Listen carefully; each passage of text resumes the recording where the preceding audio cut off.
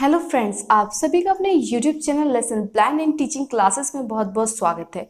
मैं निशा चौधरी आज बात करने वाली हूँ माइक्रो टीचिंग के लेसन प्लान नंबर 8 की। इससे पहले मैं 7 लेसन प्लान करा चुकी हूँ जो कि आपके माइक्रो टीचिंग यानी सूक्ष्म शिक्षण से रिलेटेड थे।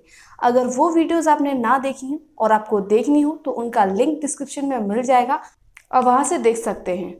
अगर मैं बात करूं कि ये जो माइक्रो टीचिंग है यानी कि जो सूक्ष्म शिक्षण के लेसन प्लान है, इनको हमारे बीटीसी या डीएलएड में ज़रूरत क्या है, क्यों हम इनके लेसन प्लान बना रहे हैं, तो मैं आपको बताना चाहूँगी जो माइक्रो टीचिंग है यानी कि जो सूक्ष्म शिक्षण है, इसके बारे में हम इसलिए पढ़ रहे हैं क्योंकि जो आपका डीएलएड या बीटीसी करने वाले बच्चे हैं उनको पता है कि उनका जो फर्स्ट सेमेस्टर है उसमें जो सेकंड बुक है यानी कि शिक्षण अधिगम, उसमें आपका चैप्टर है सूक्ष्म शिक्षण और बहुत सारे जो कॉलेजेस में प्रैक्टिस कराई जाती है यानी कि कैसे आपको किस कौशल में किस चीज़ का ध्यान रखना है, वो सारी चीज़ें आपको सूक्ष्म शिक्षण यानी कि माइक्रो टीचिंग के माध्यम से सिखाया जाता है। तो इसीलिए यह बहुत इंपॉर्टेंट हो जाता है।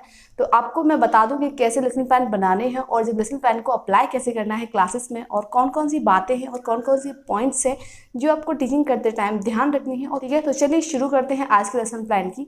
जो आज का लेसन प्लान है इसमें मैं जिस टीचिंग स्किल का यूज़ करने वाली हूँ वो है आपका प्रस्तावना कौशल।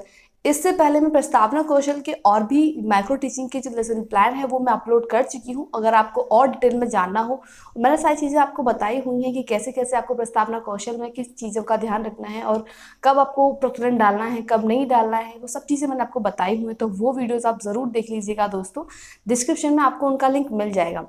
तो आज हम बात करने वाले हैं लेसन प्लान नंबर 8 की, जिसका विषय मैंने यहाँ पर रखा है सामाजिक अध्ययन। जिससे आपको पता है कि जो हमारा सामाजिक अध्ययन है यानी कि जो सोशल स्टडीज़ है उसमें आपके 4 पार्ट्स होते हैं। पहला आपका ज्योग्राफी, फिर हिस्ट्री, फिर इकोनॉमिक्स और फिर आपका सिविक्स। तो इसी में यानी कि एसएसटी में हम जो बात करने वाले हैं वो किसकी बात करेंगे, ज्योग्राफी यानी भूगोल की। और उसमें हम जो प्रकरण यानी कि जो आपका टॉपिक रखा है वो है दिन रात का होना। प्रकरण को हम कैसे क्वेश्चंस पूछें जिससे आपका ये जो प्रकरण है वो निकल कर आ जाए। ठीक है, तो सबसे पहले आपको ब्लैक बोर्ड एंट्रीज फिल करनी होती हैं, हमेशा की तरह सारे लेसन प्लान में करते हैं।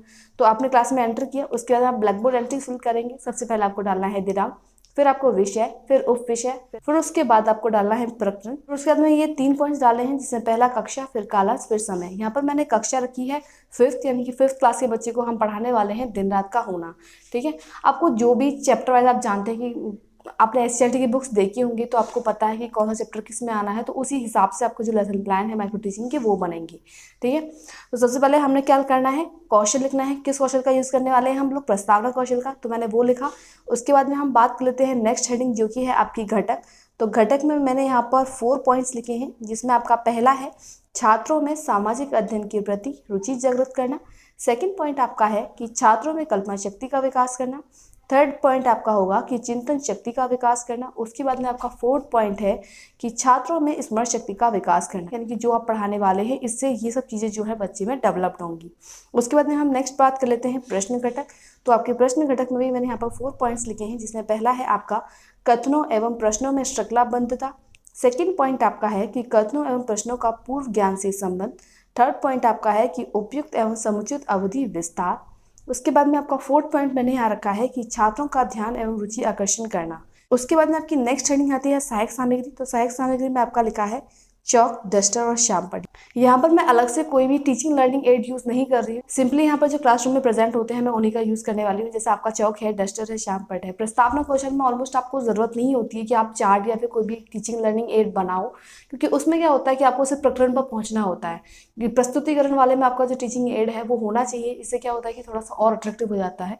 लेकिन बहुत सारे जो टीचर्स हैं वो कहते हैं कि आपको जो प्रस्तावना कौशल है इसमें भी आप टीचिंग एड बना सकते हैं। तो वो आपके टीचर्स पर डिपेंड करता है कि वो आपको क्या बोलते हैं कि प्रस्तावना कौशल पे आपको जो चार्ट है वो बनाने हैं या नहीं बनाने हैं। आप चाहे तो बना भी सकते हैं और नहीं, अगर पास में टाइम है तो प्रस्तावना कौशल को यूं ही अप्लाई कर सकते हैं। ठीक है, तो आगे आपकी हेडिंग है पूर्व ज्ञान। तो पूर्व ज्ञान है आपका छात्र पृथ्वी के बारे में सामान्य जानकारी रखते हैं। उसके बाद मैं बात कर लेती हूँ नेक्स्ट हेडिंग की जो कि है आपकी विशिष्ट उद्देश्य। तो विशिष्ट उद्देश्य है कि बच्चों को दिन रात होने के कारण को बताना, यानी कि आज जो लेसन प्लान है इससे हम क्या करना चाह रहे हैं कि जो बच्चों को बताना चाह रहे हैं उनका कारण कि दिन रात क्यों होते हैं। उसके बाद में बात करते हैं नेक्स्ट हेडिंग की जो कि है आपका प्रस्तावना प्रश्न। जब आप टीचिंग करेंगे यानी कि माइक्रो टीचिंग करेंगे तो आपको क्या करना है, इनमें से जो अभी तक मैंने हेडिंग्स बताई उनमें से आपको कुछ भी नहीं बोलना, आपको एंट्रीज फिल करनी है ब्लैक बोर्ड की, ठीक है, विषय वो और आपकी उप विषय, ठीक है, प्रकरण नहीं डालना है। प्रकरण आपको कब डालना है, ये जो प्रस्तावना प्रश्न यहाँ पर लिखे हुए हैं उनको पूछने के बाद। तो पहले प्रस्तावना प्रश्न की बात कर लेती हूँ, जैसा कि मैं अपनी हर वीडियोस में जितनी वीडियोस अभी तक मैंने अपलोड की हुई हैं लेसन प्लान से रिलेटेड सब मैं बताया है। अपना प्रश्न पूछने के लिए आपको 3 कॉलम्स बनाने होते हैं, जिसमें पहला है आपका क्रम संख्या, दूसरा आपका होगा छात्र अध्यापिका क्रियाएं, उसके बाद में आपका नेक्स्ट होगा छात्र छात्रा क्रिया। ठीक है, तो उसके बाद में ये 3 कॉलम्स आपके बनेंगे प्रस्तावना प्रश्न पूछने के लिए, जिसमें फर्स्ट क्वेश्चन की अगर मैं बात करूँ तो मैंने यहाँ पर फर्स्ट क्वेश्चन रखा है कि बच्चों आप कहाँ रहते हैं। तो बच्चों को पता है कि हम कहाँ रहते हैं, घर पर रहते हैं और कहाँ रहते हैं। उसके बाद में आपका नेक्स्ट क्वेश्चन होगा कि अच्छा बच्चों आपका घर किस ग्रह पर बना है। तो बच्चों से ये क्वेश्चन पूछेंगे कि बच्चों ये बताओ कि आपका जो घर है वो किस ग्रह पर बना है। तो बच्चों को पता है कि हम पृथ्वी पर रहते हैं। ठीक है, और पृथ्वी क्या है, एक ग्रह है, क्योंकि 5th क्लास का बच्चा है तो उसे ये पता है कि पृथ्वी एक ग्रह है जिस पर हम रहते हैं। इसके बाद हमारा नेक्स्ट क्वेश्चन होगा कि बच्चों आप जानते हो दिन रात किस कारण होते हैं। तो ये क्वेश्चन जो है ये बच्चों के लिए समस्यात्मक प्रश्न होगा, यानी कि ऐसा क्वेश्चन होगा जिसका आंसर बच्चों के पास में नहीं होगा। आपको ये थर्ड क्वेश्चन पूछने के बाद में आपको बोलना क्या है, आपको यानी कि आपको क्वेश्चन पूछना है कि हाँ आप बच्चों आप जानते हो दिन रात किस कारण होते हैं। उसके बाद में जो बच्चे हैं, जो स्टूडेंट्स आपके सामने बैठे होंगे वो मौन हो जाएंगे, यानी कि उनमें से कोई भी स्टूडेंट ऐसा नहीं होगा जो इसका कारण बताएगा, जो इसका क्या रीज़न है वो बताएगा। तो आपको क्या करना है कि आपको उसके बाद नेक्स्ट उसके तुरंत बाद आपको बोलना है उद्देश्य कथन, इसमें जिसमें आप बोलेंगे कि बच्चों आज हम दिन रात का होना के बारे में अध्ययन करेंगे। यानी कि ये बोले पहला क्वेश्चन पूछा, सेकंड क्वेश्चन पूछा, थर्ड क्वेश्चन पूछा, उसके बाद में थर्ड क्वेश्चन का आंसर बच्चों के पास में नहीं हुआ, फिर आपने यहाँ से लेके यहाँ तक ये लाइन बोल दी। और इस लाइन को बोलने के तुरंत बाद आपको, जो कि मैंने आपको बताया था, जो आपको प्रकरण है वो पहले से नहीं डालना है। आपका जो उद्देश्य कथन है वो बोल जाने के बाद में, इनके प्रस्तावना प्रश्न पूछने के बाद में आपको जो प्रकरण है वो यहाँ पर डाल देना है और फिर ब्लैक बोर्ड को डिवाइड कर देना है। और यहीं पर जो आपका माइक्रो टीचिंग का लेसन प्लान है वो खत्म होता है, यानी कि आपको जो माइक्रो टीचिंग है वो खत्म होती है। तो दोस्तों यहीं पर आपका जो माइक्रो टीचिंग का लेसन प्लान है वो खत्म होता है। आई होप आपको वीडियो अच्छी लगी होगी। अगर आपको वीडियो अच्छी लगी हो दोस्तों तो बिना लाइक किए और दोस्तों को बिना शेयर किए और इस चैनल को सब्सक्राइब करना तो बिल्कुल भी मत भूलिएगा। और चैनल को सब्सक्राइब करने के बाद में बेल आइकन ज़रूर दबा लें ताकि आने वाली वीडियोस का नोटिफिकेशन आपको टाइम से मिलता रहे।